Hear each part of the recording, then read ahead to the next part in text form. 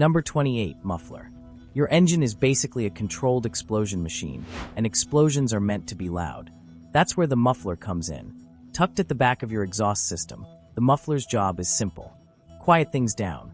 But the muffler doesn't just block the sound.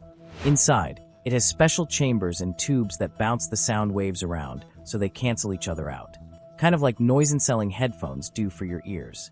Number 27, horsepower. It tells us how much work a car can do over time.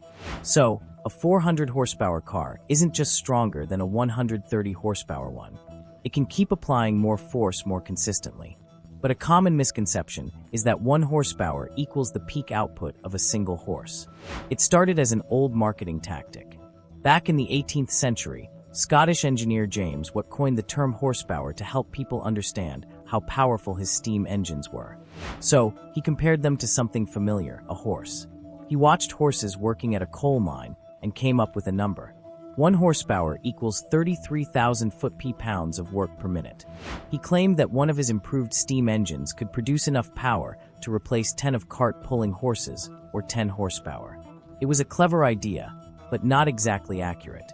A healthy horse can actually produce more than 1 horsepower, at least in short bursts. Watt had underestimated them, but his catchy name stuck, and people ran with it. Number 26, Serpentine Belt. The name serpentine comes from the Latin word serpens, meaning snake. Even though it sounds intimidating, the serpentine belt is actually just a long rubber belt that winds around many parts inside your engine. This belt helps power important things like your car's battery charger, power steering, air conditioning, and sometimes the water pump all at once. But why the name serpentine? Well, it's because this belt twists and turns around a bunch of wheels called pulleys, just like a snake slithering through grass. Before this belt, cars used lots of smaller belts to do the same jobs, which made things more complicated. The serpentine belt does it all in one smooth loop, making it simpler and easier to keep your car running. Number 25, Radiator. Did you know that when you put gas in your car, about 65 cents of every dollar is lost as heat? That's because most gas engines only use about 30 to 35% of the fuel's energy to actually move the car. So, where does all that extra heat go? It goes into the engine, and if it stays there, the engine would get too hot and could break. That's where the radiator comes in. It's part of the engine's cooling system, and its job is to keep the engine from overheating. The radiator moves a special liquid called coolant through the engine to soak up the heat. Then it sends the hot coolant to the radiator itself where the heat can escape into the air, keeping the engine cool and happy. Number 24, ECU. The ECU or engine control unit is like your car's brain, but instead of thinking, it's always busy reading data. Your car has a bunch of tiny sensors checking everything. The air outside, how much fuel is in the system, how hard you're pressing the gas pedal, and even what's coming out of the exhaust pipe. All that information gets sent straight to the ECU. The ECU then decides what to do, like exactly when to spray fuel into the engine, when to create the spark that makes it run, and how to keep pollution low. And it does this not once or twice, but thousands of times every single second. And here's the wild part. Many modern cars don't just have one ECU. They can have over 100 of them, each controlling different things like the engine, brakes, or even your airbags, all working together to keep your drive smooth and safe. Number 23, Catalytic Converter. Did you know that catalytic converters are one of the most stolen parts from cars? Thieves know they can get anywhere from $250 to $800 for just one, depending on the vehicle. And it's not because they love emissions equipment. It's because of what's inside. The catalytic converter is part of your car's exhaust system. Its job is simple but important. Take the nasty gases your engine makes, like carbon monoxide and leftover fuel, and clean them up before they leave the tailpipe. Inside, there's a ceramic honeycomb coated with precious metals like platinum, palladium, and rubidium. These metals trigger a chemical reaction that turns those harmful gases into less harmful ones like carbon dioxide and water vapor. And since those metals are worth a lot, catalytic converters have become a hot target for thieves looking to make quick cash on the black market. Number 22, Alternator. If your car's battery is the starting point, the alternator is what keeps the whole show running. Once the engine's on, it takes over as your car's main power source. Think of it as a small generator driven by a belt connected to the engine. As it spins, it turns mechanical energy into electricity, feeding everything from your headlights and radio to the AC, phone charger, and even those dashboard warning lights. Its most important job, keeping your battery topped up while you drive. Without it, your battery would run out in minutes, leaving you with nothing but a sad click when you turn the key. Number 21, CL. Check engine light, or CL, is something most drivers and even experienced tuners fear the most. After all, it doesn't make noise. It doesn't tell you what's wrong. It just shows up like a vague warning. The CL is part of your car's onboard computer system. When a problem happens, like a sensor stops working or the fuel mix isn't right, the computer stores a code and turns the CL on. The problem is that CL can mean anything from your gas cap is loose to your catalytic converter is melting. So, it's both extremely helpful and extremely unhelpful. Number 20, OBD. Did you know modern cars can talk to mechanics? That's thanks to something called OBD, or onboard diagnostics. This built-in system is like your car's personal health monitor, constantly tracking engine performance, emissions, sensors, and more. When something's off, it stores a trouble code and usually lights up that dreaded check engine light. Mechanics can plug in a small scanner to read these codes, which helps them quickly figure out what's wrong, whether it's a loose gas cap or a misfiring cylinder. There are two versions: OBD1, which is older and less standardized, and OBD2, which became mandatory in most cars from 1996 onward. Number 19, chassis. If a car had bones, the chassis would be its skeleton. It's the main structure that holds everything together. The engine, body, wheels, and all the other bits that make a car, well, a car. Back in the early days, chassis were made of wood, and car makers didn't exactly get creative. From 1896 to about 1910, most designs were basically copied straight from horse-drawn carriages. Swap the horse for an engine, and you were good to go. These days, most cars use a unibody design where the chassis and body are fused into one solid metal shell. It's lighter, stiffer, and more efficient because everything's built as a single piece. But not all vehicles follow that rule. Trucks and serious off-road machines usually stick with the ladder frame. Two parallel rails with cross members that literally form a ladder. It's heavier, but a lot tougher. Number 18, differential. The differential is that strange lumpy piece of metal sitting between your rear wheels, but it's secretly one of the smartest parts of your car. Here's the problem it solves. When you turn, your outside wheel travels farther than your inside wheel, but both are still getting power from the engine. Without some clever engineering, you'd be forcing both wheels to spin at the same speed, and something would snap pretty quickly. The differential solves this by splitting power between the wheels, letting each rotate at its own pace without losing traction. Smooth, simple, effective, and this isn't some modern breakthrough. Ancient Chinese chariots used the same concept over 2,000 years ago. Number 17, transmission. The transmission is like your car's messenger. The engine makes power, but the transmission delivers it to the wheels so you can actually move. It helps the engine and wheels work together so your ride feels smooth, whether you're going fast, slow, or up a big hill. Now, there are a few types of transmissions. With a manual, you change the gears using a clutch and stick. With an automatic, the car does the work for you. And continuously variable transmission, or CVT, is a special kind that doesn't use regular gears at all. It's more like a stretchy rubber band that changes shape to go faster or slower. Nice and smooth. Number 16, suspension. Did you know your car has a whole system dedicated to making your ride feel smooth, even on rough roads? It's called suspension, and without it, every driving experience would feel like riding a shopping cart over gravel. The suspension is made up of springs, shocks, and other components that absorb the impact from bumps, dips, and potholes. It cushions your car from the road so you don't feel every little jolt, but it also keeps your tires in steady contact with the ground. If your wheels bounce too much or lose grip, it gets harder to steer, brake, or stay in control. Number 15, carburetor and fuel injector. Alright, let's talk about how your car eats. Your engine needs two things to run, fuel and air. And there are two main ways to get that mix just right. A long time ago, cars used something called a carburetor. It mixed the fuel and air together before sending it to the engine. Not perfect, but it got the job done. Then came the fuel injector, the modern way. It squirts exactly the right amount of fuel right where the engine needs it. No guessing, no mess. Now carburetors are still around, but mostly on old cars, motorcycles, or maybe your grandpa's lawn mower. Number 14, throttle body. Ever wondered what really happens when you press the gas pedal? You're not pouring in fuel, you're letting in air. That's where the throttle body comes in. Think of it as a small gateway that controls how much air the engine gets. Press the pedal, and a flap inside the throttle body opens up. The wider it opens, the more air flows in. The car's computer then adds just the right amount of fuel to match that air flow, and together they create the power that moves your car. In older cars, this was all done with a simple cable linking your foot to the throttle. Press down, flap opens. End of story. Modern cars, though, use electronic throttle control. Instead of a cable, your pedal sends an electronic signal to the ECU, which decides exactly how far to open the throttle.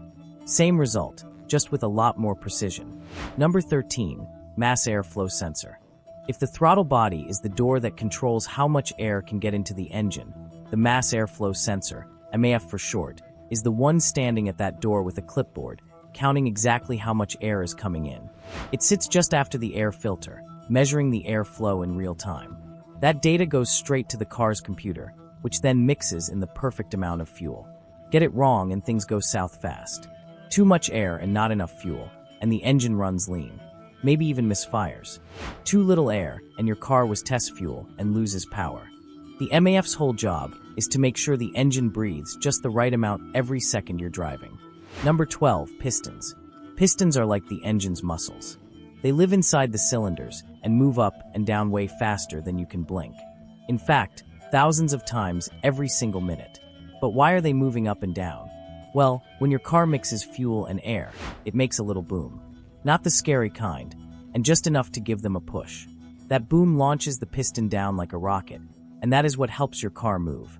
Then the piston moves back up, pushes out the exhaust, and gets ready for the next explosion.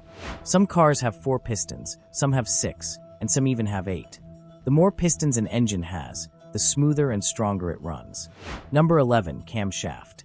Your engine is a bit like a pair of lungs with a brain.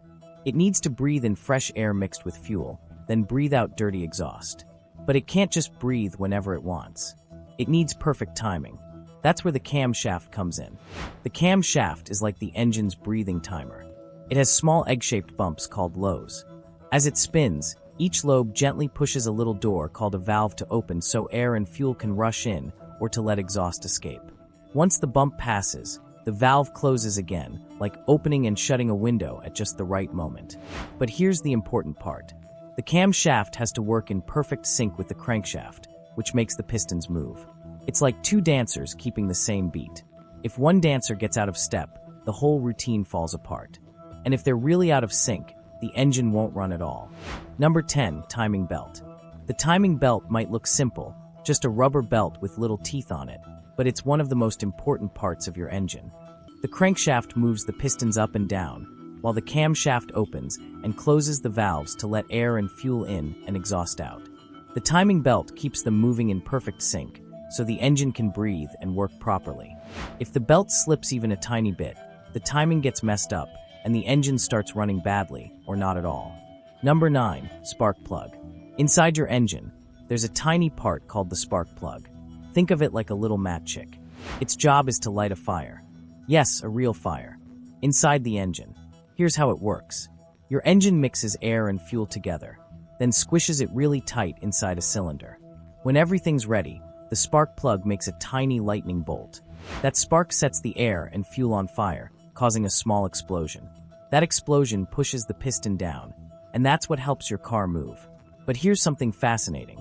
This happens thousands of times per minute across multiple cylinders in perfect rhythm.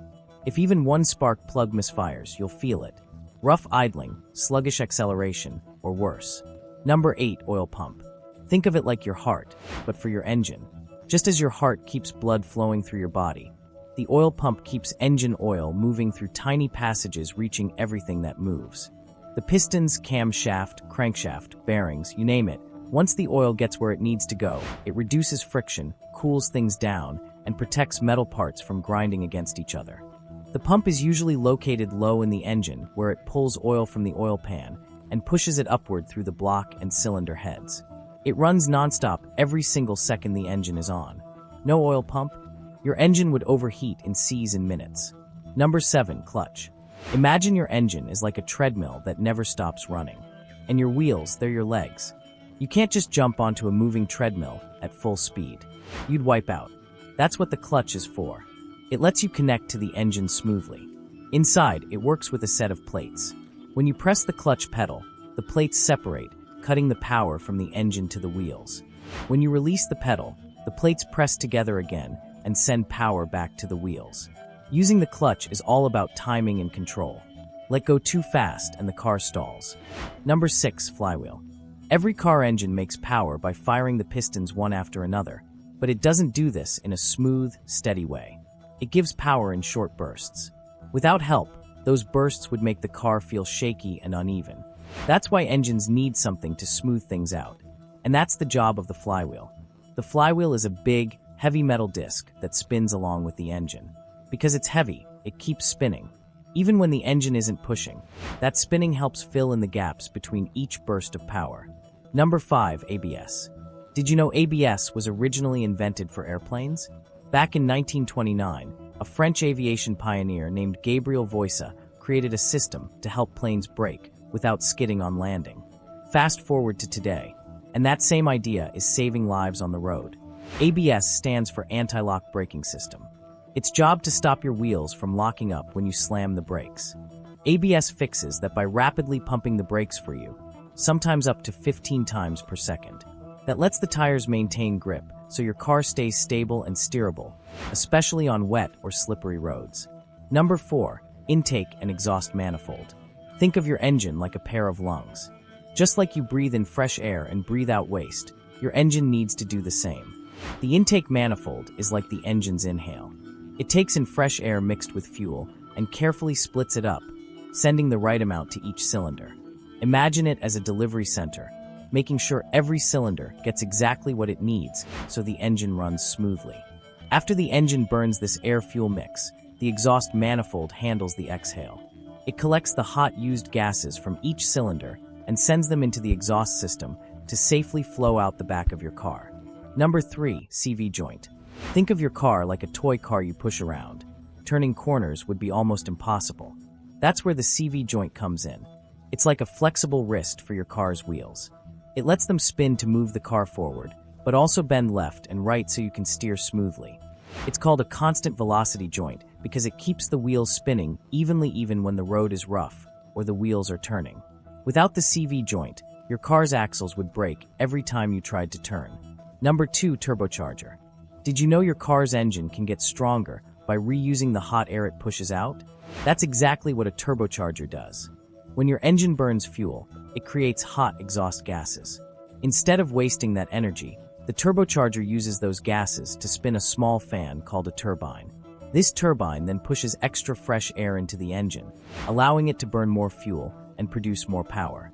In short, a turbocharger helps your engine breathe better and get stronger without getting bigger. That's why you'll see turbos in fast sports cars, and even in some regular cars today. Number 1, FWD, RWD, and AWD. Cars send power to their wheels in different ways, and this affects how they drive. Let's break down the 3 main types. FWD stands for front-wheel drive. Here, the engine powers only the front wheels, which pull the car forward, kind of like pulling a wagon. This setup is common in everyday cars because it's simple and handles well in rain or snow. RWD means rear-wheel drive. The engine powers the back wheels, which push the car forward while the front wheels handle steering. This gives the car better balance and handling. So, you'll often see this in sports cars and trucks. A WD is all-wheel drive. In this case, the engine powers all 4 wheels either all the time or when extra traction is needed. This helps keep the car stable on slippery or rough roads like in snow or mud. We hope you enjoyed this video. Here's another one you'll love. As always, thanks for watching.